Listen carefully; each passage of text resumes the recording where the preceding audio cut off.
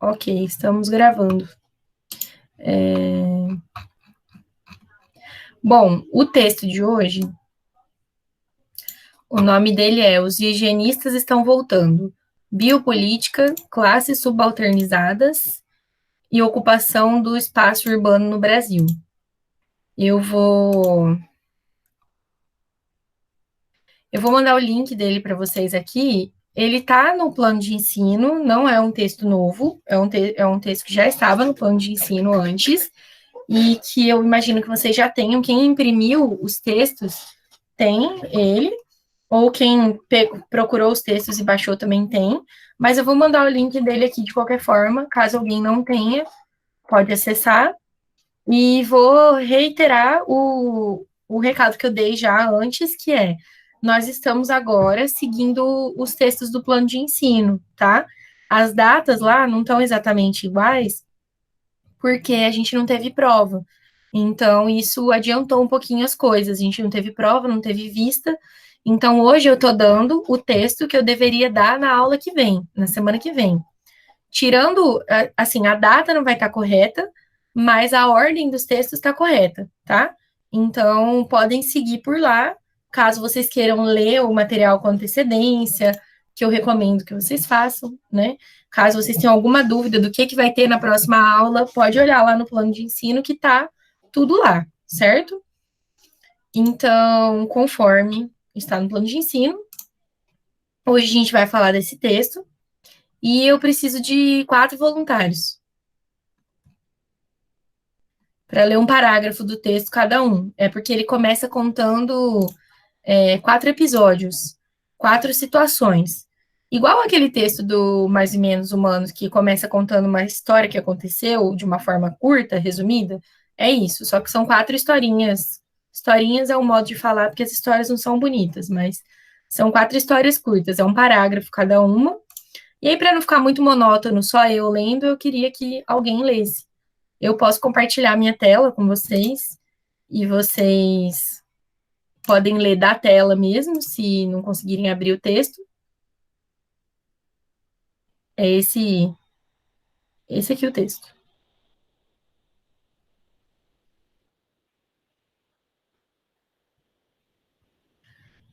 Alguém quer se voluntariar ou eu posso escolher fazer um sorteio? Ai, prof, eu acabei de entrar na aula, eu não sei do que se trata. Tá, eu vou repetir então. A gente vai trabalhar um texto hoje, que é esse texto que está compartilhado aqui com vocês, e que é um link que eu mandei, mas eu vou mandar de novo, porque quem entra depois não consegue ver o começo da conversa. Tá nesse link o texto, mas vocês já têm ele impresso ou salvo junto com o plano de ensino, porque é um texto que já estava no plano de ensino. E aí eu estou procurando voluntários para lerem um parágrafo do texto, que é só que conta uma situação. São 4 situações, então 4 voluntários, só para não ficar muito monótono para eu ler todo toda a introdução das situações. São 4 situações que aconteceram em cidades diferentes do Brasil, e o texto todo se baseia nessas situações.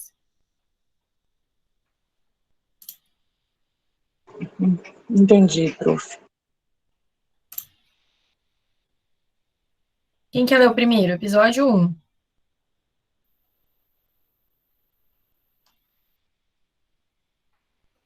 Eu não quero causar constrangimento para ninguém chamando o nome, né? Mas cadê a Kézia? Se a Kézia estivesse aqui, ela já estava lendo. Eu leio, professora. Ótimo. Então lê aí para mim, primeiro episódio. Tá. 26 de janeiro de 1893, uma operação policial é montada com o objetivo de destruir um dos mais famosos dentre os cortiços cariocas da incipiente república, o Cabeça de Porco, que chegou a abrigar uma população de aproximadamente 4.000 pessoas. Os moradores da estalagem haviam sido intimados 3 dias antes para desocupar o local. Como muitos pertenceram em suas casas, o prefeito Barata Ribeiro resolveu dar cumprimento à promessa de destruir o cortiço à força, recorrendo então à polícia que invadiu o local, cercando e impedindo a entrada. Tá dando eco. Gente, quem não estiver falando, desliga o microfone, por favor, para não interferir no som. Fechando o cerco, trabalhadores da Intendência Municipal e bombeiros deram cabo às casinhas, colocando-as abaixo com machados e picaretas. Muitos moradores ainda estavam no interior das casas quando os escombros começaram a cair sobre suas cabeças. Em virtude disso, bem como a inexistência de qualquer projeto de realocação daquela população, quando a destruição terminou pela madrugada, muitos habitantes do cortiço vagavam pelas ruas apenas com a roupa que vestiam. Isso, é a primeira situação, então, que aconteceu em 1893. Eu chamei você, Kézia, porque eu falei, se a Kézia estivesse aqui, ela já tinha se oferecido para ler. Prof, nossa, Ah, eu te falar uma coisa. Eu só fala. lembrei porque Obrigada, Mariana, nem te agradeci, muito obrigada. Estava sentindo sua falta nas minhas aulas. Obrigada por comparecer também. Voltei, professora, voltei. Ai, Mari, linda. Eu levantei porque era sua aula. Eu tô numa ressaca da desgraça. Eu tô morrendo. Eu bebi final de semana para comemorar lá essa desgraça desse governo. O Moro sair da... Professora, eu não tô conseguindo nem respirar. Eu só levantei e vim aqui para sua aula porque é sua aula que eu amo. Kézia, você me mata. Obrigada por gostar tanto da minha aula. Eu tô com uma ressaca tão destruída, eu quero participar, prof. Fala aí o que eu tenho que fazer que eu vou participar. Tá, eu mandei um link no chat. Se você quiser, se você não quiser ler, não tem problema, tá? Eu tava enchendo seu saco porque você é participativa, você sempre faz comentários, só isso. Mas se não quiser ler, não tem problema, tá? Claro eu mandei um link no chat, se você não tiver o texto aí acessível para você, mas ele é essa tela que eu tô compartilhando com vocês também. Tá bom. Então, eu queria que alguém lesse um dos episódios. A Mariana leu o primeiro, se você quiser, você pode ler o segundo. Eu não enxergo. Peraí, vou tentar.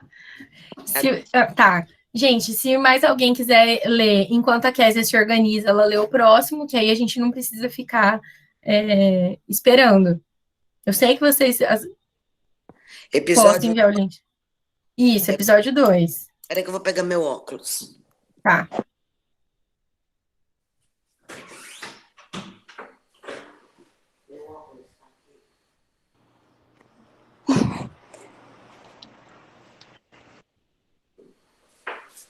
Que bom que tem pessoas que não estavam vindo na aula antes. Já vi algumas. E que agora resolveram aparecer. Estou feliz com a presença de vocês, tá, anjos? Amiguinhos, eu voltei. Peraí, deixa eu abrir aqui. Prof do céu, não sei. Eu tenho que trocar meu óculos. Vamos lá. 22 de janeiro, episódio 2, né? Isso. 22 de janeiro de 2012, ao executar uma decisão judicial, reintegração de posse. É porque eu tô lendo no celular, tá? Tá. Em favor da massa falida de um grupo empresarial, uma operação que contou com aproximadamente 2.000 soldados da Polícia Militar de São José dos Campos, conhecido como Comunidade do Pinheirinho. A desocupação foi iniciada às 6 horas da manhã. E as casas... Próxima página. É isso? Isso. Não está indo. Não está indo na próxima página. Ele demora um pouquinho para carregar, mas as casas precariamente construídas. Precariamente construídas no local foram demolidas antes que os moradores pudessem recolher seus pertences. Antes do início da desocupação, todos os caminhos que davam acesso aos habitantes foram bloqueados. O governo não apresentou nenhum programa habitacional para as famílias desabrigadas, que residiam no local há mais de 8 anos, de modo que, uma vez desalojadas, passaram a vagar pelas ruas das praças, carregando consigo apenas aquilo que foi possível salvar em meio à operação. Certo. Então, essa foi uma outra situação que aconteceu em São José dos Campos, né? O que mais me chamou a atenção nela é que eram 2.000 soldados da polícia para tirar pessoas de um lugar, né? Mais para frente a gente vai comentar de uma forma mais detalhada. E por que será que estava bloqueado os lugares para eles poderem passar? Será que era para eles não poderem levar as coisas? Olha, não, eu não sei se, eu acho que o texto não deixa claro o motivo de terem bloqueado os acessos, mas o fato é que os moradores não conseguiam fugir da operação da polícia, né? Eles não conseguiam sair para nenhum lugar. Então, eu acho que o objetivo era pegar todo mundo ali mesmo, assim. Depois eu vou comentar mais, tem até um documentário sobre essa situação, eu não assisti ainda, eu achei ele ontem à noite, e aí eu não assisti, mas tem um documentário sobre essa situação, depois eu vou mandar o link se vocês quiserem ver, mas eu ainda não sei qual que é o conteúdo dele, então é só uma recomendação extra mesmo. Tá bom. Então, eu acho que era só por isso, para que eles não conseguissem fugir da operação da polícia, né? Certo? Obrigada pela leitura, Késia. Mais alguém, gente, quer ler o episódio 3? Eu leio, prof. Arrasou. 11 de julho de 2017. Uma forte investida policial foi movida contra a população em situação de rua e drogadição, que habitava a região da Luz, no centro da capital paulista, na zona conhecida como Cracolândia. A Prefeitura Paulista recorreu à força policial para, logo no início da manhã de domingo, ocupar a região, deslocando os usuários de drogas para outras ruas e praças do município. Notícias indicaram que, nos dias seguintes, foi determinado pelo prefeito João Dória a derrubada de prédios que ainda eram habitados por drogaditos. Nenhuma ação de realocação dos usuários de crack foi implementada após a desocupação da Cracolândia. Obrigada. Eliane, Oi, amiga. porque você ficou bebendo comigo até 2 horas da manhã online. Tudo bem que você não bebe, você acompanhou, sua filha da mãe. Estão fazendo festinha online? Fazendo uma interação, né? Comendo, porque a mulher comeu. Fazer comida, ele me ensinando a fazer comida e eu enchendo a cara.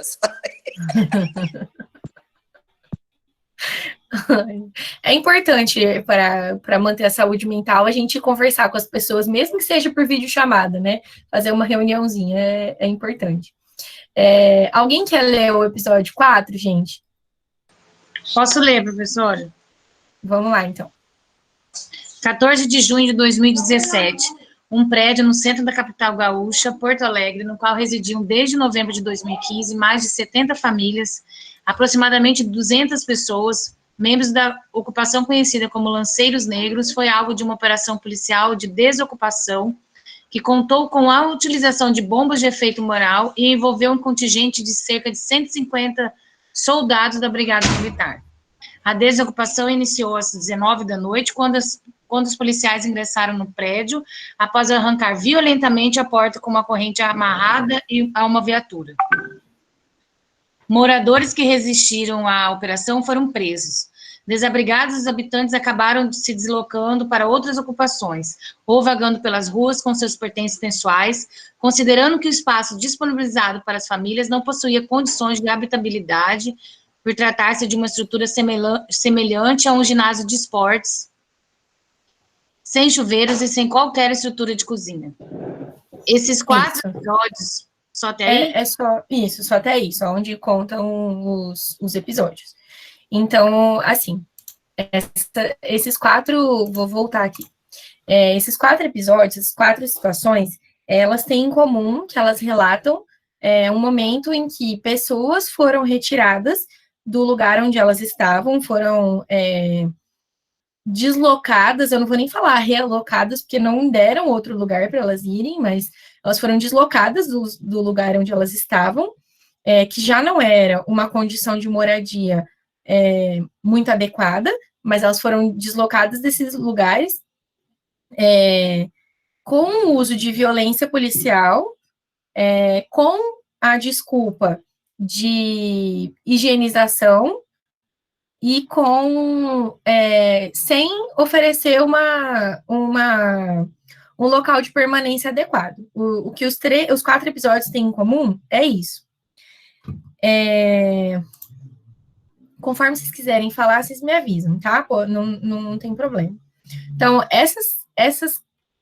o primeiro episódio, do Cortiço Cabeça de Porco, ele aconteceu em 1893, então era início da República, bem comecinho da República. Não tinha ainda a nossa Constituição atual, né? Mas os outros 3 episódios, eles estavam, a nossa sociedade já existia pelas definições da Constituição de 88. Então, moradia já era um direito garantido por lei, né? Já era um direito a todo cidadão.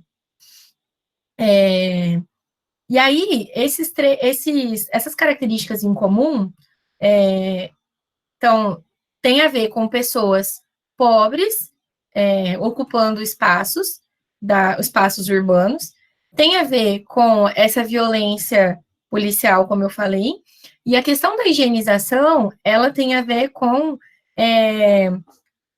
a justificativa para essas ações, a justificativa usada, por exemplo, pela Prefeitura de São Paulo, lá quando o João Dória pede para retirar, solicita para a polícia retirar essas pessoas daquele lugar, era que a criminalidade era muito grande naquele lugar, né, naquela região. Então, tinha que tirar aquelas pessoas de lá para reduzir a criminalidade. E nas outras situações, ou o argumento era esse de criminalidade, ou era considerado uma zona de proliferação de doenças. Então, eles têm, as situações são bem parecidas, apesar de elas acontecerem em espaços e tempos diferentes, elas têm a mesma característica. A Kézia está aqui falando que foi uma situação grave, que isso é uma falácia, né? Dizer que o motivo era esse. E a gente vai entender por que a Kézia está falando que é uma falácia isso. Será que o texto fundamenta isso que ela está trazendo, né? No primeiro episódio, na situação do Cortiço Cabeça de Porco, começam a se configurar esses discursos de higiene. Então, quando eu falei lá para vocês das práticas sendo implantadas na escola, isso aconteceu depois da desapropriação desse cortiço, mas ela está dentro da mesma lógica, né,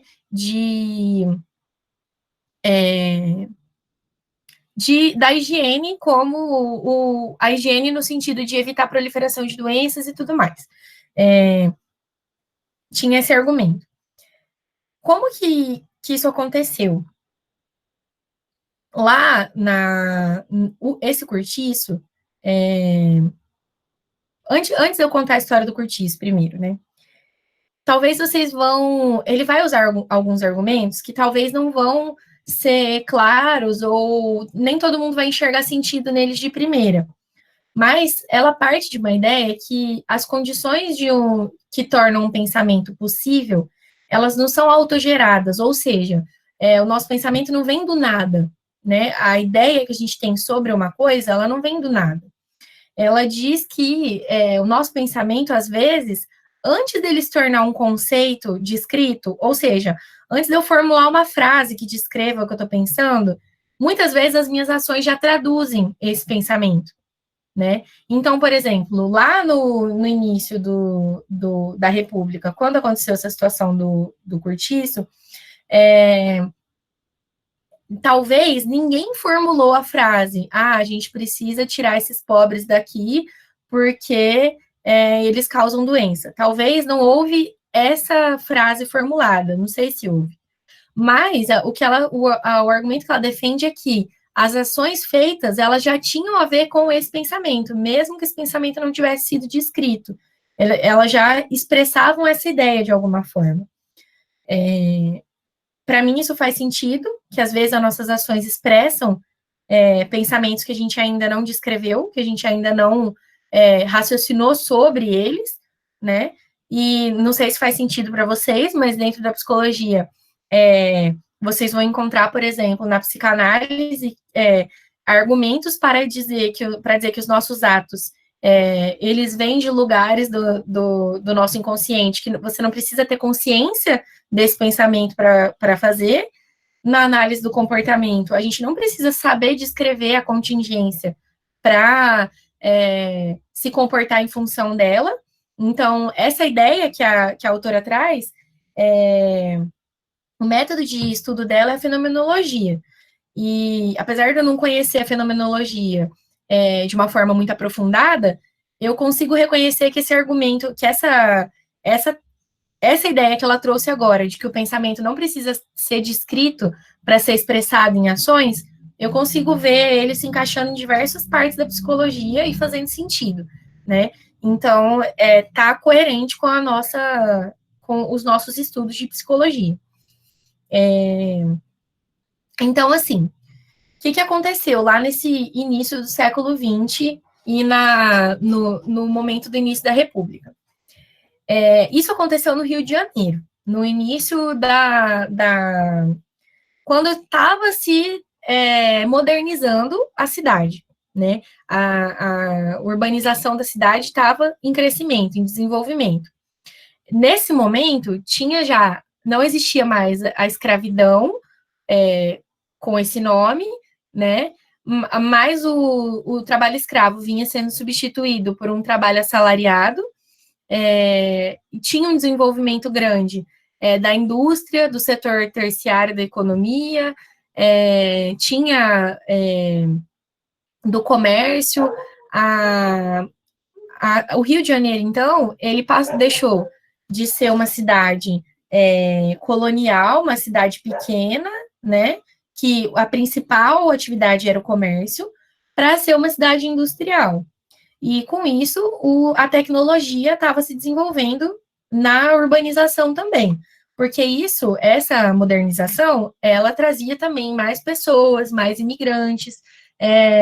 Acho que eu cheguei a comentar disso também na aula passada, quando eu falei do texto complementar, que o grande contingente de pessoas em uma cidade, né, aumentava também a probabilidade de espalhamento de doenças. Então, esse processo de modernização que tinha a ver com o escoamento de água, aliás, com o escoamento de esgoto, com o abastecimento de água, ele estava diretamente ligado à exclusão de alguns grupos, alguns contingentes populacionais do centro urbano. Ele tinha a ver com tirar essas pessoas de lá também. Por quê? Eu não sei se foi nessa aula, eu acho que não foi nessa turma, não, que a gente falou sobre isso. Mas acho que já comentei recentemente sobre isso. Na época da escravidão, os escravos, eles tinham uma função, uma das funções que era dada, como não tinha saneamento básico, não tinha esgoto, uma das funções era que eles levassem água para as casas, né? E que eles tirassem os dejetos eliminados pelas pessoas. Então, eles carregavam balde com água para dentro da casa e balde ou barril com cocô mesmo dentro para tirar da casa. Então, eles faziam esse papel de deslocar essas cargas. Então, nesse momento que foi construído, estabelecido a rede de esgoto, não tinha mais essa função para eles. Tinha água encanada, então esses que eram escravos, mas aqui nesse momento, ex-escravos continuaram executando a mesma função, só que daí com um pagamento mínimo. Mas ainda era a mesma função que eles executavam antes enquanto escravos, né? Quando passou a ter essa inovação tecnológica, essa coisa do esgoto e da água encanada, eles não tinham mais função. Então, eles passaram a ser excluídos por essa modernização. Eles não tinham mais função naquele lugar. Até então, até o estabelecimento das redes de esgoto e de abastecimento de água, eles tinham uma função nesse lugar e eles não eram, eles faziam, tem uma citação no texto, quem quiser acompanhar, está na página 601, ele fala assim, é uma citação do Foucault, na medida em que faziam parte da paisagem urbana, como os esgotos e a canalização, os pobres não podiam ser postos em questão, não podiam ser vistos como perigo. No nível em que se colocavam, eles eram bastante úteis. Então, enquanto eles estavam fazendo essa função, nunca foi questionado se eles podiam transmitir doenças, se a presença deles naquele lugar aumentava a criminalidade, se a presença deles ali era anti-higiênica, nunca tinham se perguntado sobre isso, enquanto eles estavam cumprindo essa função de retirar o cocô das pessoas de dentro de casa. Depois, quando não tinha mais essa função, é que isso foi botado em questão. E como eles eram libertos e estavam trabalhando, né? Também tinham os trabalhadores migrantes de outros lugares, tanto de outras partes do Brasil quanto de outros países. Eles iam para a capital em busca de sobrevivência e eles acabaram se agrupando em moradias, em habitações coletivas. Essas habitações coletivas, elas tinham as estalagens e tinham as casas cômodo. Os dois são chamados genericamente de cortiços. Eram moradias. A estalagem era várias casas muito pequenininhas, muito, muito, muito pequenininhas mesmo, eram horizontais, né? Era casa uma do lado da outra, não era prédio, e o espaço entre elas era muito pequeno e morava muitas pessoas, que eram muitas casas pequenas em um espaço que não era o suficiente para o tanto de gente que morava lá. E a casa de cômodos, ela era quase que como uma kitnet. Era uma construção só, que tinha vários quartos, né, para várias pessoas. Mas, diferente da kitnet, muitos espaços eram compartilhados, como a cozinha, o banheiro, né, eram compartilhados. Então, esses dois tipos de moradia, de habitação, eram chamados de cortiços. E aí, ele traz um dado que quase 10%, a população do Rio de Janeiro tinha mais ou menos 520 mil pessoas. E 46 mil pessoas, ou seja, quase 10% da população, estava abrigada nesse tipo de habitação, no cortiço.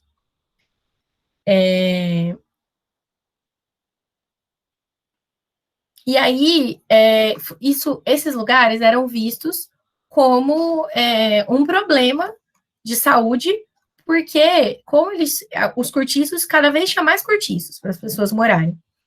E as condições de higiene do local eram precárias. Então, como eu falei, não tinha um banheiro para cada família, não tinha condições de circulação de ar adequadas, não tinha... era realmente um lugar que era ideal para a proliferação de doenças, né? E passou-se a ver esses lugares como fonte de perigo.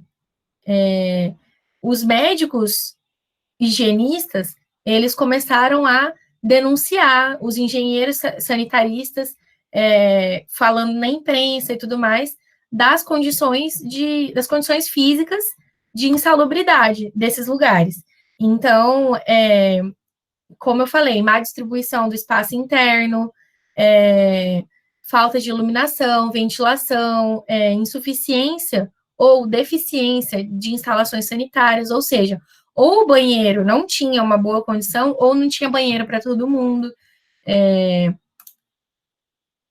Kézia e André estão comentando do livro O Cortiço, ele se passa nesse momento mesmo, né? É um livro que a gente lê lá na escola, né? Lá no ensino médio, geralmente, mas ele é super interessante para a gente pensar nessa discussão mesmo.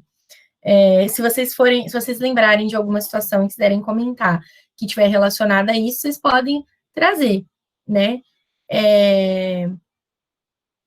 Então, com isso, surgiu uma necessidade, né, de uma medicina urbana. E essa medicina urbana, ela tinha 3 objetivos, que eram analisar e mapear esses lugares com acúmulo de pessoas e com acúmulo de tudo que podia provocar doenças no espaço urbano. Então, lugares que podia ter proliferação de doença, que poderiam ser foco de uma epidemia, por exemplo, ou de endemia também, mas um lugar que tivesse facilidade de proliferação de doenças. O segundo era controlar a circulação de ar e de água, organizando os corredores, né, de um modo que os ambientes fossem mais sadios, e organizar os diferentes elementos necessários para a vida comum. Então, as fontes de onde vinha a água e os esgotos, para onde essa água ia depois que tivesse suja, né? E aí surgiu também essa noção de salubridade. Salubridade não é saúde, não é sinônimo de saúde, necessariamente. Salubridade tem a ver com as condições ambientais para que haja saúde. Então, era isso que eles iam olhar, as condições ambientais que aumentavam ou diminuíam a saúde das pessoas. E aí, nesse momento também, ficou marcada a equiparação com essa ideologia da higiene, porque ela traz também que não era só uma prática, era realmente uma causa que as pessoas defendiam, a higiene. E aí, com isso, ficou equiparada a ideia de classe pobre com classe perigosa. Esses dois conceitos passaram a ser vistos como sinônimos.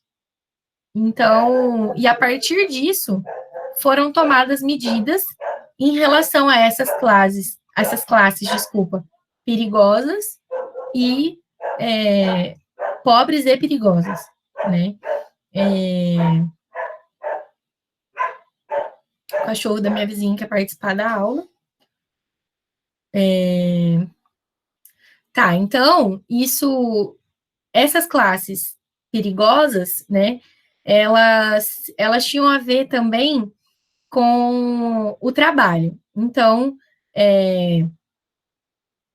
no momento, o mais importante era reprimir a ociosidade. Então, quem não trabalhava, né, essa ociosidade era vista como um vício, e era um vício a ser combatido, na medida que o bom cidadão era aquele que tinha gosto pelo trabalho, gosto pela poupança, por guardar um dinheiro, e pelo conforto que isso pode proporcionar, pelo conforto que o trabalho e o guardar o seu dinheiro pode proporcionar. E aí, um indivíduo que não acumula o dinheiro, ele vive na pobreza, né? E imediatamente ele se torna um alvo de suspeita, né? imediatamente ele é tido já como uma pessoa com potencial criminoso. Os pobres, aqui eu vou ler uma citação, que está na página 603, bem no comecinho, no primeiro parágrafo. Os pobres carregam vícios e os vícios produzem malfeitores. Os malfeitores são perigosos à sociedade. Juntando os extremos da cadeia, temos a noção de que os pobres são, por definição, perigosos. Então, a pessoa que não trabalha ou que não tem uma visão de ajuntar, acumular riqueza para usufruir do que essa riqueza pode proporcionar a ela, é uma pessoa perigosa, é uma pessoa com potencialidade criminosa, uma pessoa que está sob suspeita. E essa ideia era direcionada às camadas populares. Então, com isso, eu ia falar das estratégias, mas elas só aparecem agora, né? Com isso, surgiram estratégias de controle e disciplinamento dessas classes subalternizadas. A gente já falou um pouco disso na disciplina que eu dei para vocês no semestre passado de Indivíduo, Cultura e Sociedade, mas aqui essa ideia aparece de novo.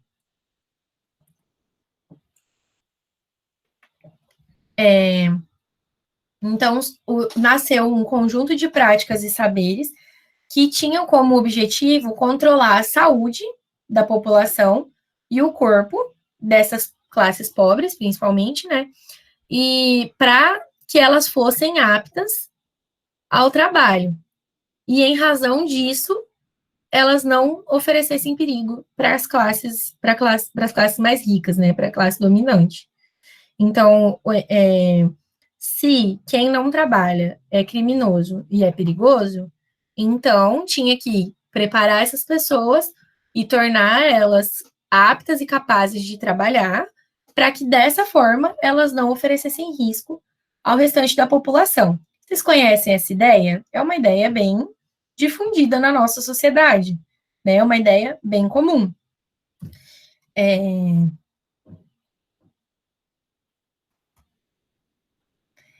E aí, nesse sentido de tornar as pessoas aptas ao trabalho, para que elas não sejam, então, perigosas,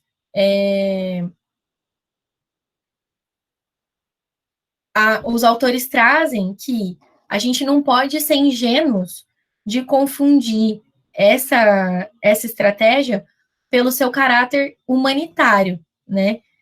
De administrar intervenções na condição de vida das pessoas. Mais do que isso, existe um caráter violento nesse controle, né? Que esse controle, ele exige a morte em massa do outro. Enquanto eu vou ler como está escrito aqui para depois explicar. Reside justamente, a violência, né, reside justamente na exigência contínua e crescente da morte em massa do outro, enquanto instrumento privilegiado para a garantia de melhores meios de sobrevivência de uma determinada população. Então, essa morte que ele está trazendo aqui não é uma morte literal. Vou continuar. Nesse estado das coisas, né, da forma como as coisas estão, o racismo, por exemplo, é uma condição de possibilidade para que se possa exercer o direito de matar. Esse direito de matar, ele não é o direito literal, não é matar literalmente, como eu falei, né? É o fato de você expor a pessoa à morte, expor uma pessoa aos riscos de morte, ou a invisibilidade, a morte política, uma morte simbólica daquela pessoa, em função da manutenção de uma condição de vida de outras pessoas, de outro grupo, que é o caso do que estava acontecendo aqui, que foi as pessoas. Esse assunto, eu não sei se vocês estão seguindo a mesma linha de raciocínio, então, a mesma linha de raciocínio que eu, mas assim, não tem problema, e não é errado, defender que as moradias têm que ter saneamento básico. Não é errado dizer que a moradia precisa de janela, precisa ser arejada. Não é errado dizer que existe um espaço que não tem como caber um número exorbitante de pessoas, porque isso pode colocá-las em risco de diversas formas. Não é errado defender nada disso. O que é errado? É tirar as pessoas desses lugares com a desculpa de que a saúde delas está em risco e não dar nenhum outro lugar, nenhuma outra condição para elas, né? Então, em todas essas situações dos episódios lá que vocês leram, a situação é essa. As pessoas são tiradas de uma situação porque elas estão em risco, porque a moradia é inadequada, porque ali é um lugar onde é perigoso, porque as pessoas podem estar sujeitas a doenças, a violência, a criminalidade, aquele lugar produz criminalidade, então esse lugar tem que acabar. E aí, tirar as pessoas de lá e não dar nenhum outro lugar para elas, é melhor que a pessoa esteja na rua do que ela esteja num abrigo que não tem janela? Entende? Vocês entendem a contradição, né? É por isso que a Kézia falou que é uma falácia. Não faz sentido você usar esse argumento para tirar as pessoas desse lugar. Quando, na verdade, deixa eu ver se aqui tá... Se a gente já vai chegar nessa parte, senão eu vou pular. Não, eu vou continuar aqui e já retomo essa parte, porque ela já vai falar disso, a autora. Então, esse lado criminoso, essa população pobre era considerada nociva à população. Eu estou agora na página 605. O lugar onde elas estavam era considerado foco de epidemia, terreno fértil para a proliferação de todos os vícios, todos os tipos de vícios que poderiam contaminar a sociedade como um todo.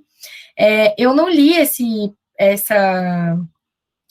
parágrafo com vocês, mas eu acho que eu perdi ele aqui nas minhas anotações, mas com a turma que eu estava antes, eu li um parágrafo que dizia que, além da questão de saúde envolvida, o cortiço, ele tinha e eu acho que isso aparece bastante no livro que vocês citaram, ele tinha-se uma ideia em relação ao cortiço de que era um lugar de depravação, um lugar de imoralidade, um lugar de vícios. Então, assim, o que tinha, né, no cortiço? Tinha mulheres que foram largadas pelo marido, tinha pessoas, usuários de droga, tinha gente que não gosta de trabalhar, tinha...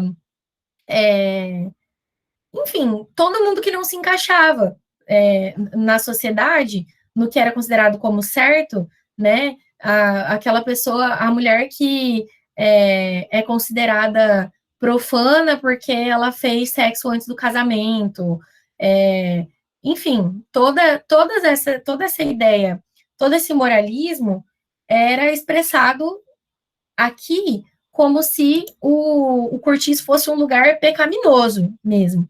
Então, não era só a questão da higiene, né? Tinha a questão da imoralidade do lugar, né? Era visto como um lugar imoral. O André está falando, é engraçado que todas as qualidades são atreladas à renda. Quer falar mais sobre isso, André? Eu acho que eu não entendi exatamente. Não quer abrir seu microfone? Tá bom. Acho que eu consegui. Como se todos os, por exemplo, defeitos, né, a imoralidade, por exemplo, a preguiça, né, que eles falam, como se tudo fosse vinculado a essa camada, na verdade, porque essas qualidades negativas não apareciam na comunidade, na população exemplar, né, entre aspas, que seriam os trabalhadores, as pessoas com mais qualidade, com mais condição financeira, né? Mais renda mesmo. Isso. Faz sentido, isso mesmo. E aí, tinha, por exemplo, o saneamento começou a ser uma questão muito importante, muito defendida, muito necessária. E aí, então, o que acontecia? O Estado ia até essas habitações coletivas, as agência sanitária da época, né, o órgão responsável por regular isso, ia até as habitações coletivas, onde estavam se construindo novas habitações coletivas, por exemplo, e impunha normas de higiene, falava, olha, se você quiser construir, você vai ter que fazer isso, isso e isso para ser aprovado, senão você não vai poder construir.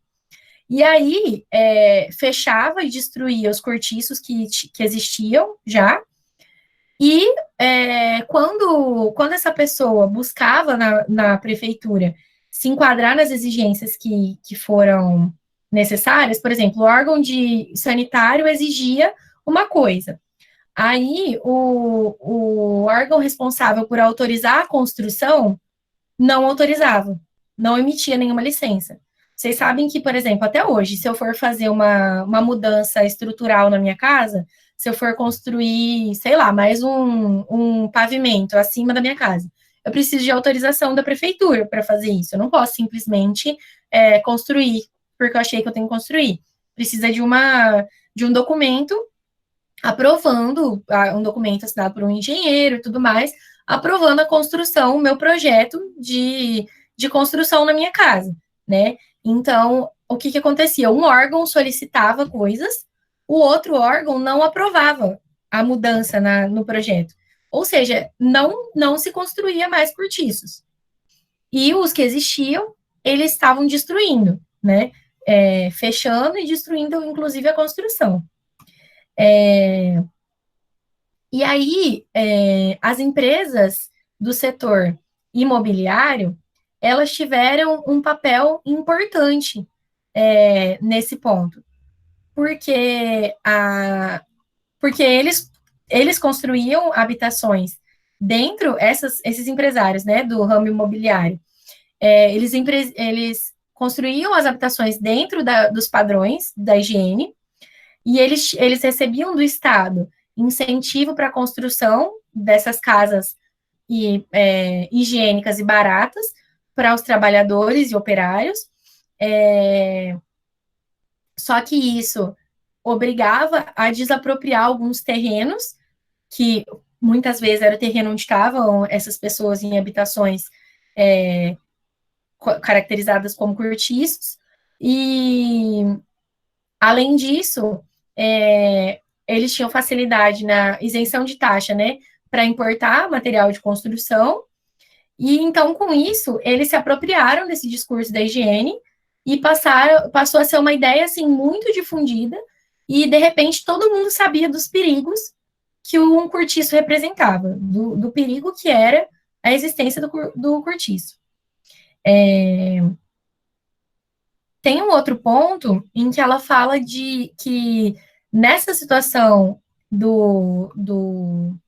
da destruição do cortiço cabeça de porco,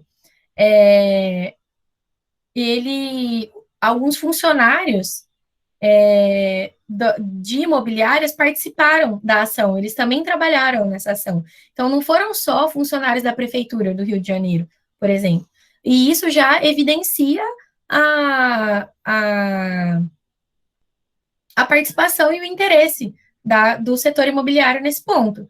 E aí, gente, eu vou fazer uma pergunta que vocês não precisam nem responder, mas pela reflexão.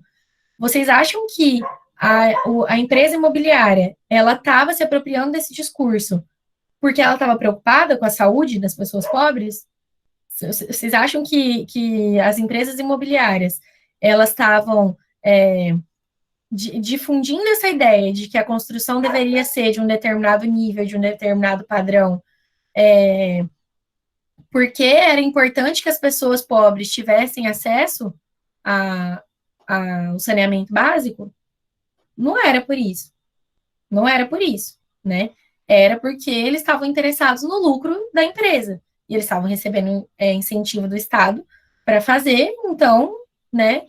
E aí, por mais que fosse destinado para pessoas de baixa renda, para trabalhadores, essas pessoas que tinham, essas pessoas que eu descrevi no começo, que eram ex-escravos, por exemplo, eles não tinham como morar nesses lugares. Eles não tinham dinheiro para pagar para morar nesses lugares. Eles conseguiam morar no cortiço, mas eles não conseguiriam morar nessa habitação porque ela custava um pouco mais caro, né?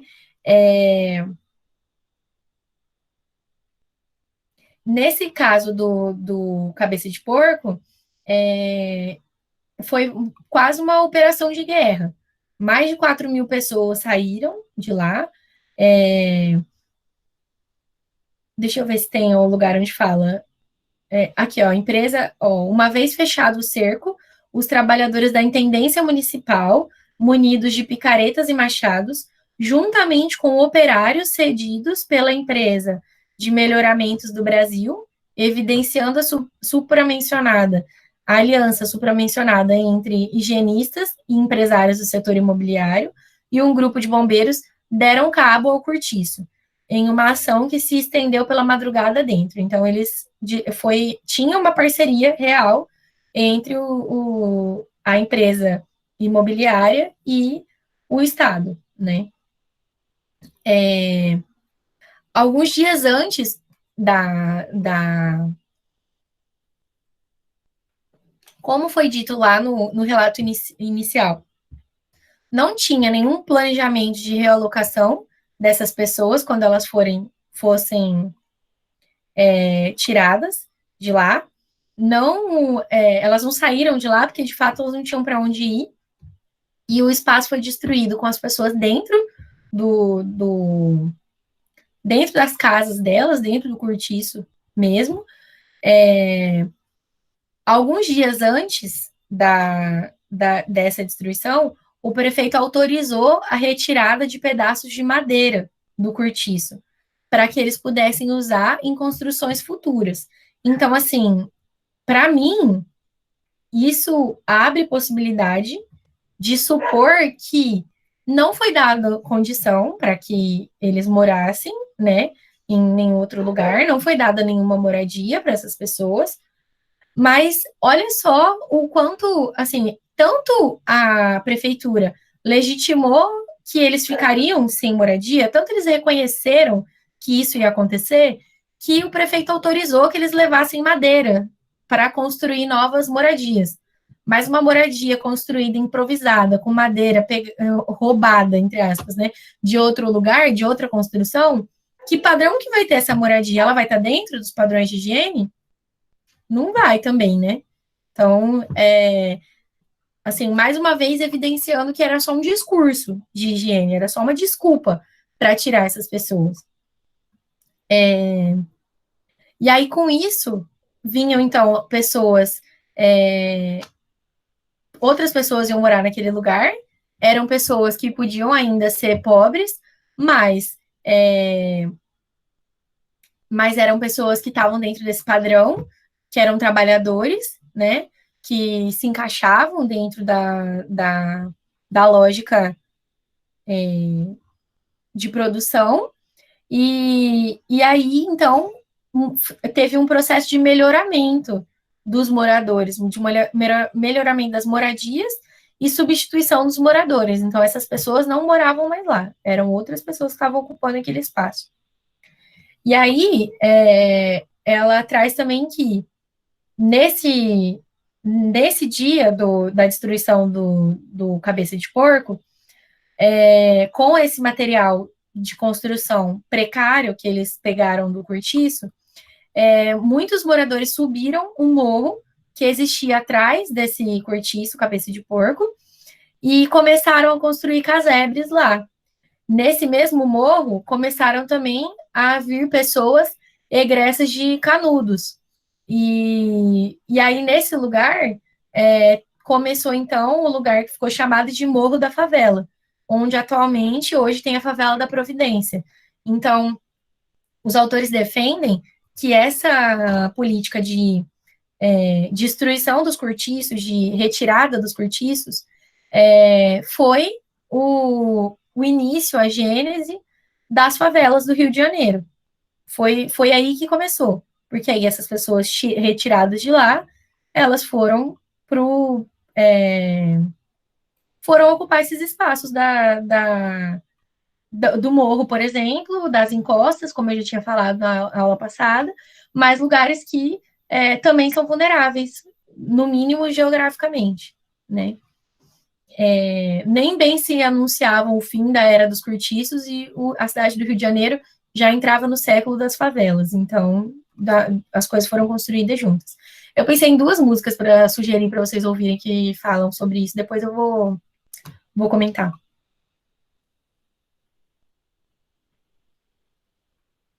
Kézia, oba. Talvez você já conheça as músicas. Tá, essa desocupação violenta, aqui, na verdade, vamos com calma. Aqui, a gente concluiu, então, as questões relacionadas ao século passado, né? O início da República, os cortiços. Agora, a gente vai começar a falar da desocupação na contemporaneidade, o que justifica o argumento dos autores de que os higienistas estão voltando, né? De que forma que essa volta está acontecendo. Então, ela vai comentar aqui do bairro Pinheirinho, que é de São José dos Campos, o da Cracolândia e do Lanceiros Negros, que é em Porto Alegre.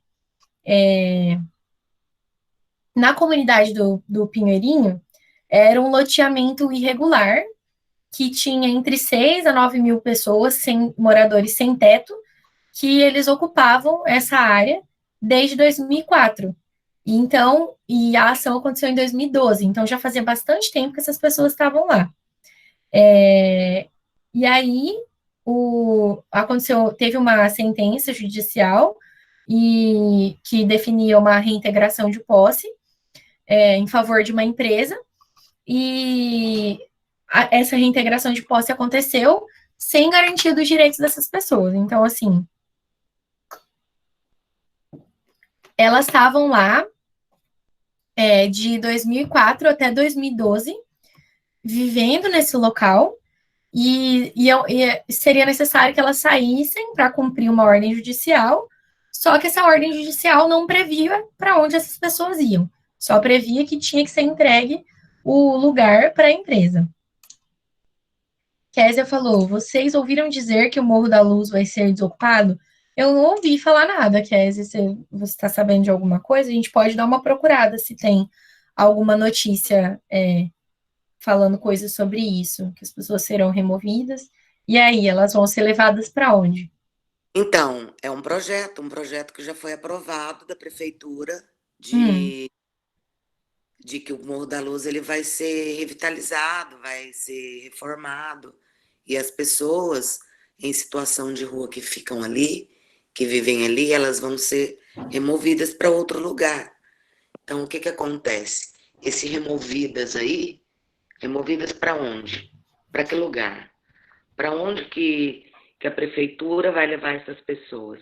O que tem acontecido muito, professor, justamente isso, essa higienização das cidades, de quererem limpar, né, principalmente os centros da cidade. Eu vi que o Dória fez isso em São Paulo, desde no início do governo dele, ele foi lá e tirou, né? Todos fumador de crack do centro, encheu um ônibus, enfiou, sabe Deus para onde. Agora a coisa agravou tanto, que aumentou em 59%, pelos dados que observei.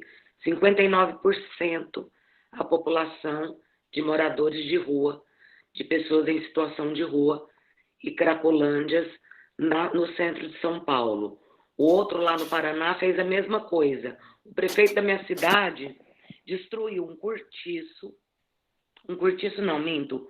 Como que é o nome daqueles negócios que ficam? Um coreto no meio da praça, que era onde o pessoal em situação de rua, as pessoas ficavam, que se abrigavam da chuva, que ficavam por ali.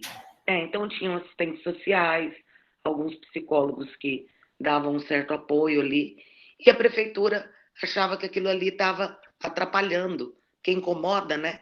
Como que incomoda ver o cidadão ali dormindo durante o dia, ou bêbado, ou drogado, incomoda. Então tem que tirar. Sim. Tem que tirar para limpar, né? Tem que higienizar a cidade, tirar e aquilo que incomoda das nossas frentes, das nossas vistas, né? Então tirou, derrubou, quebrou o coreto e levou embora, não sei para onde, aí despeja, né?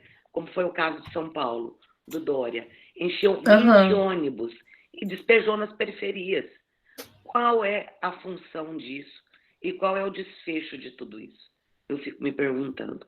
Essa segregação, isso leva aonde? Para onde é que a gente caminha? Fazendo as coisas, né? As coisas andando e se caminhando dessa forma. Onde é que isso vai dar? É a única pergunta que eu faço. O Morro da Luz vai ser fechado, sim. Tem um projeto, eu trabalho lá, tem um projeto de revitalizar todo o Morro da Luz e levar as pessoas que estão lá embora. Para onde? Eu não sei. Eu acho que a questão é sempre essa, né? Não é tirar as pessoas de lá o problema. Elas realmente não deviam estar lá, né? Claro. Não é uma condição digna de vida e de, enfim, né? Não é, realmente, as pessoas não deveriam estar lá. Mas é o para onde vai, e porque assim, se for para tirar do Morro da Luz e deixar embaixo do viaduto da Avenida do CPA, não sei. Já tá cheio de gente. Não é, não sei se é vantagem, né? É a mesma coisa lá em São Paulo, você está falando, levou não sei para onde, eu também não sei para onde que levou. Mas assim, não resolveu o problema, porque as pessoas lá já está ocupado de novo por várias pessoas nesse espaço, e em vários outros lugares tem muita gente em situação de rua, mas muita. É desesperador. Quando eu morava em Londrina, fecharam também um abrigo que tinha na cidade, e assim, visivelmente aumentou o número de. Eu morava no centro, né? Quando eu morava lá, eu morava num calçadão, que era tipo como se fosse Getúlio Vargas, um lugar bem movimentado, assim, bem no centro da cidade. Então, assim, eu via que aumentou muito o número de pessoas na rua, dormindo na rua, né? E aí, como você falou, retirar o coreto vai tirar o lugar que as pessoas dormem, não vai fazer elas sumirem ou misteriosamente irem parar em outro lugar. A questão é a condição, né? Enquanto tinha abrigo, as pessoas não estavam na rua, tantas, né? Então, é isso. Nessa situação aqui de... Como chama o lugar mesmo? Pinheirinho? A desocupação foi violenta, com o recurso da força policial, e aí mais ou menos 6 mil pessoas ficaram em praças e ruas, abrigos, igrejas. As casas foram demolidas antes dos moradores tirarem as coisas deles de lá de dentro, e foi aquilo que a gente discutiu no começo, né? Antes de começar essa ação, os caminhos que davam acesso aos moradores foram bloqueados, impedindo que eles saíssem de suas casas. Qual é o ponto nisso, se não for extermínio das pessoas, né? A polícia militar chegou no local para começar a ação, utilizando helicópteros, veículos blindados, arma de fogo, bomba de gás de efeito moral, contando com um contingente de mais de 1.800 soldados. Era uma situação de guerra, né? No final dessa página aqui da página 609, ela deixa aqui o documentário Derrubaram Pinheirinho. Eu vou colar aqui no chat para vocês. Eu não assisti ainda, tá? Eu só vi o começo e pareceu bem assustador, assim, a situação. Eu vi a introdução do documentário para saber como é que era, mas não assisti tudo. Então, se vocês tiverem curiosidade, quiserem ver, me pareceu, assim, uma cena de guerra mesmo. A situação. Esses moradores do Pinheirinho, eles sempre estiveram em assembleias, passeatas, rede de movimentos sociais, em ONGs, eles eram promotores, aliás, sempre estavam envolvidos em batalhas judiciais, em aliança partidária. Então, ainda aqui, nesse ponto, tem isso mais forte ainda, que eles estavam incomodando, né? Não era só o lugar onde eles ocupavam, o que deveria ser retirado, mas a forma como eles estavam ali permitia que eles estivessem organizados socialmente, né? Era um grupo de pessoas, imagina 6.000 pessoas organizadas em movimentos sociais, em assembleias, pedindo por direitos, né? Isso incomoda muito. Então, acho que dá para a gente dizer que tinha a ver com isso também.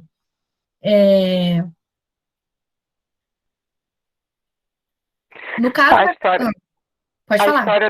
A história do filme, né, professora? O povo organizado. Exatamente. Só que, como era no interior de São Paulo, não tinha como fingir que a cidade não existia, né? Alguém ia ver essas 6.000 pessoas em algum lugar.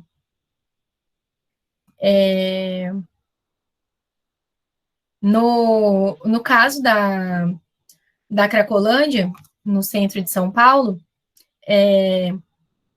isso aconteceu em 2012, né? Foi começado a ação em 2012.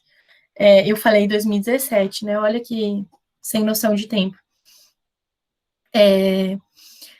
E foi um exemplo disso também, dessa situação de higienização do espaço.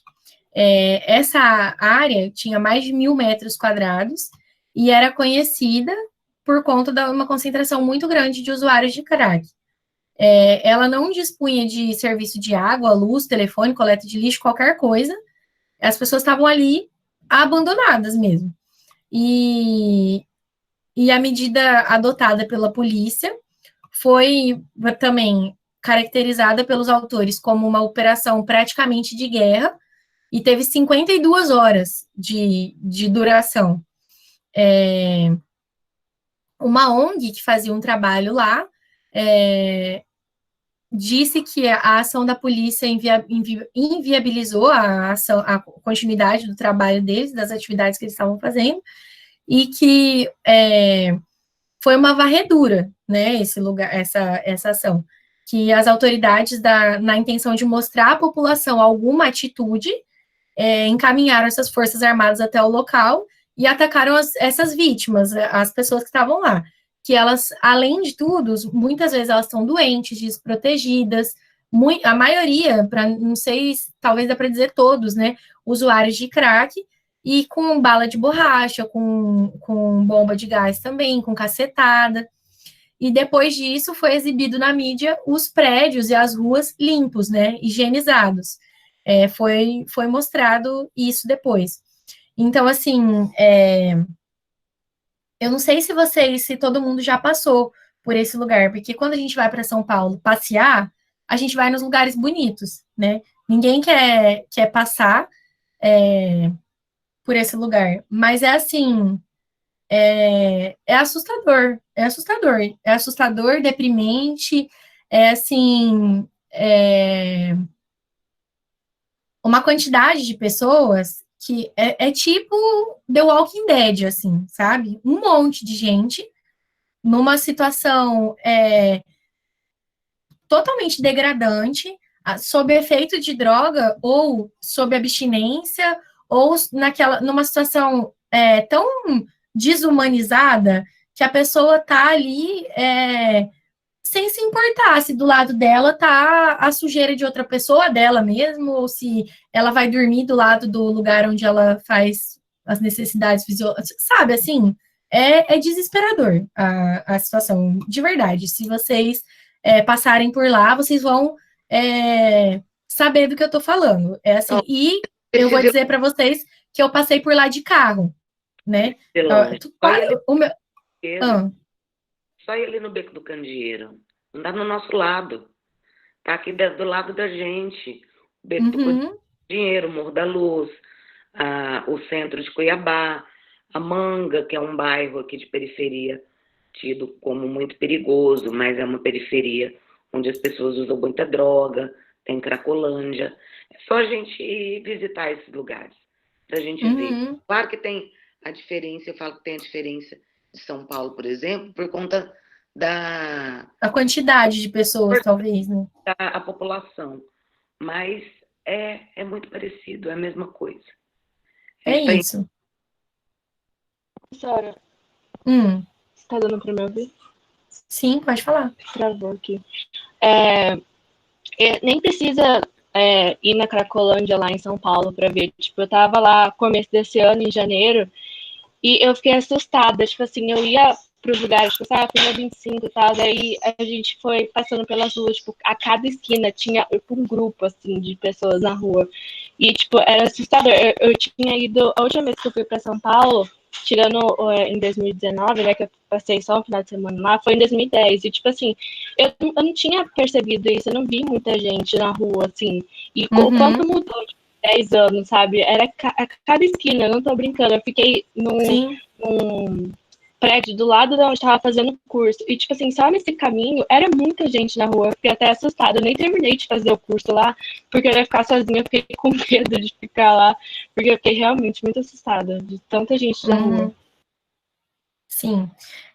Eu ia falar que o meu pai trabalha lá no centro. Meu pai trabalha na rua de cima da 25 de março, paralela a 25 de março. Então, quando eu vou para lá, como eu fui no final do ano, eu sempre acabo indo para lá com ele, andar à toa, fazer alguma coisa, né? Então é isso. E assim, como é muito comum, claro que aqui tem isso também, a gente não pode fingir que é um problema distante, aqui tem muitos lugares assim. Só que eu acho que o fato da quantidade ser maior é o que mais me impacta, sabe? Então, e as pessoas, como lá, elas já estão, né, meio que acostumadas, nem causa esse efeito, sabe? Nem é tão assustador, né, a situação.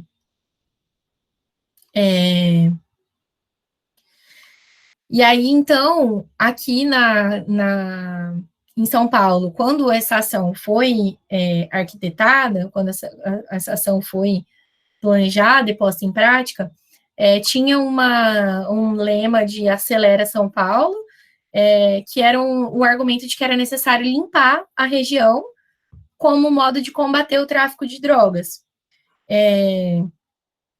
E aí, ele cita um coordenador de uma plataforma brasileira de política de drogas, que é pesquisador também, que ele fala que o aspecto higienista dessa medida reside no paradoxo segundo o qual o problema não existe, o problema que não existe é o problema que eu não vejo.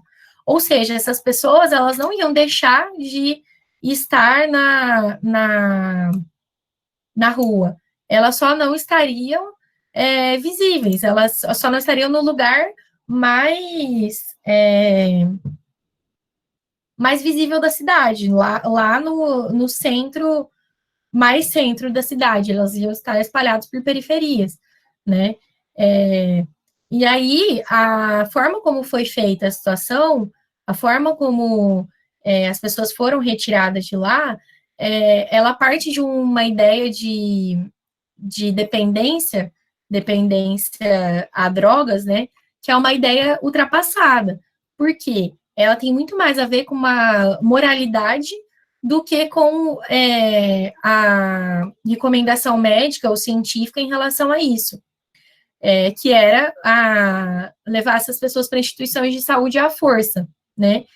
Eu digo para vocês que é ultrapassada, porque isso não adianta. Levar uma pessoa à força para uma instituição de saúde para se tratar de uma adicção, de um vício, não adianta. Isso funciona enquanto a pessoa está lá, mas se isso não for planejado junto com a pessoa, se isso não tiver um sentido para aquela pessoa, depois que ela sair da internação, ela vai voltar para a mesma condição que ela estava. Pode demorar um tempo, mas ela vai voltar. Todos os estudos mostram isso. O índice de reincidência é muito grande quando as coisas são feitas dessa forma, né? E a gente já está próximo do horário, mas só para encerrar essa parte, tinha essa questão de São Paulo tem muito a ver com o mercado imobiliário, assim como o Cabeça de Porco. Porque esse lugar, o centro de São Paulo, era muito valorizado e nos anos 60, 70, era habitado pela burguesia da cidade, né? Era um lugar muito bem frequentado. E qualquer imóvel na região do centro de São Paulo é valorizado. Então, se você vai para lá, até mesmo para passear, e você procura um lugar para ficar, um Airbnb que fica no centro, é muito mais caro do que num lugar um pouco mais afastado. Então, as empresas imobiliárias, elas também se incentivavam essa ação, porque retirando essas pessoas dali, os prédios podiam ser, o espaço podia ser revitalizado e os prédios poderiam ser valorizados novamente, vendidos e gerar lucro, né? Então tinha a presença dessas pessoas lá era um empecilho a mais para que esse lucro acontecesse.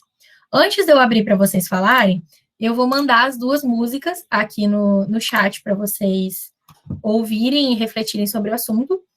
Uma das músicas é uma música da Cássia Eller, que chama Quando a Maré Encher. Ela descreve esse tipo de moradia irregular na música e faz uma crítica social também, né? Eu gosto muito dela e dessa música também. A outra música é do Criolo. A música chama Casa de Papelão. E ela fala um pouco da vivência da pessoa que está em situação de rua, né? E de como essas pessoas são vistas também. Eu também gosto muito, eu gosto muito das duas músicas, na verdade. Não ia recomendar uma música que eu não gosto, né? E é isso por hoje. Como eu falei para vocês, a gente está adiantado no calendário, então semana que vem eu termino tranquilamente, não tem problema. E se der tempo, a gente começa o próximo conteúdo, mas se não der, a gente está ok dentro dos prazos. Tudo bem para vocês, a aula de hoje? A forma como a aula está sendo conduzida, desse jeito, eu falando para vocês aqui, minha carinha aparecendo, vocês falando coisas, está tudo bem? Vocês têm alguma colocação a fazer, alguma sugestão? Se tiver difícil de entender dessa forma, ou algo do tipo, avisa que a gente tenta conversar de uma forma que fique boa para vocês e boa para mim também. Tá bom? Professora, tá ótimo, adorei. Eu que não participava, vi a aula só depois, adorei. Ai, que bom, eu fico feliz. Espero que vocês que vieram hoje participar online pela primeira vez, continuem vindo. Se vocês tiverem gostado, eu estou fazendo essa piada em todas as aulas, tá? Então me aturem. Se vocês tiverem gostado da aula, recomenda para os amigos de vocês participarem. Se não tiver gostado, recomenda para os inimigos, mas recomenda para alguém para vir assistir a aula online, tá bom?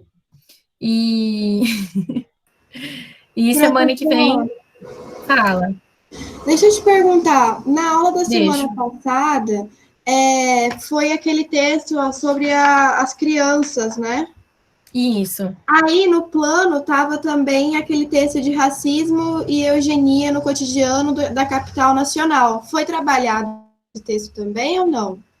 Então, como ele é um texto complementar, eu só comentei ele no final da aula. E essa aula... Isso, ele é complementar. Então, na aula de hoje também tem isso. Esse é o texto que eu estou falando agora, que eu falei agora para vocês, é o texto principal. Mas também tem um texto complementar que está colocado lá, que é sobre sexualidade, é sobre as ideias do higienismo na sexualidade infantil. Então, eu também pretendia comentar um pouquinho sobre ele no final da aula, mas como não deu tempo, na semana que vem eu comento. Mas, assim, é complementar mesmo. Então, se vocês quiserem ler para entender mais alguma coisa sobre, eu recomendo, né? Tá lá porque no plano esse que eu falei, ele tava, tipo, junto com o outro, não tava como complementar, por isso que eu fiquei em dúvida. Ah, entendi, eu tô vendo aqui. Realmente, tá mesmo. Não, mas eu acho que faltou eu colocar que ele era complementar, mas ele não é texto, por exemplo, de prova. É isso que era a minha dúvida. Não, então tá bom, obrigada. De nada, imagina. Certo, então, pessoal, mais alguém quer perguntar alguma coisa? Comentários? Eu ainda não corrigi os IAs. Desculpa, vou fazer meu melhor. Certo? Então eu vou encerrar e Prof, até rapidinho. Diga. Os conteúdos dos IAs não vão ser para a prova, né? São os 3 textos na prova, na prova do primeiro bimestre, né? Não, os conteúdos dos IAs? Sim, é o da Ana Bock, que é o de compromisso social da psicologia, direitos dos mais e menos humanos e a humanização na saúde. Humanização como de mim, vocês sabem qual que é, né? Que é aquele dos conceitos. Sim. Mas, assim, o que eu vou colocar na prova deles é o que a gente trabalhou em aula, tá? Então, eu lembro, eu acho que vocês devem estar com medo desse texto especificamente da humanização, porque ele é mais difícil, mas eu vou colocar na prova as coisas que apareceram na nossa discussão, tá? Não precisa se preocupar. Ótimo, prof. Obrigada. Certo? Então, tá bom. Eu ainda não tenho... Nessas aulas que estão gravadas, né, professora? Isso, nessas aulas que a gente teve aqui. Paola está perguntando se eu tenho ideia da data das provas. Não tem ainda, a gente não tem previsão. Como vocês estão vendo, a Univag está emitindo prorrogação da quarentena semanal, né? Então, a gente está vivendo um dia de cada vez. Eu não sei mesmo quando a gente volta e nem feita volta. Mas eu posso te dizer das nossas provas da psicologia, todas as provas têm 10 questões e são 8 objetivas e 2 dissertativas. Todas as provas da psicologia, de todos os professores. O que eu não sei te dizer é, por exemplo, quando a gente voltar, vai ter aula antes ou já vai ser prova direto? Isso eu não sei. Vai ter tudo em uma semana só, vai ser dividido, vai ter prova online, essas coisas eu não sei. Mas assim, da estrutura da prova é isso. Fala. O Luiz falou, né? A gente teve uma reunião, ele nos passou que vai ter uma semana de revisão para cada bimestre antes das provas. Ele já passou isso. Entendi. Entendeu? Certo. Então, mais tranquilo ainda para vocês. Obrigada, prof. Bom dia. De nada, gente. Bom dia e até semana que vem. E se cuidem. Beijos. Beijo, prof. Até.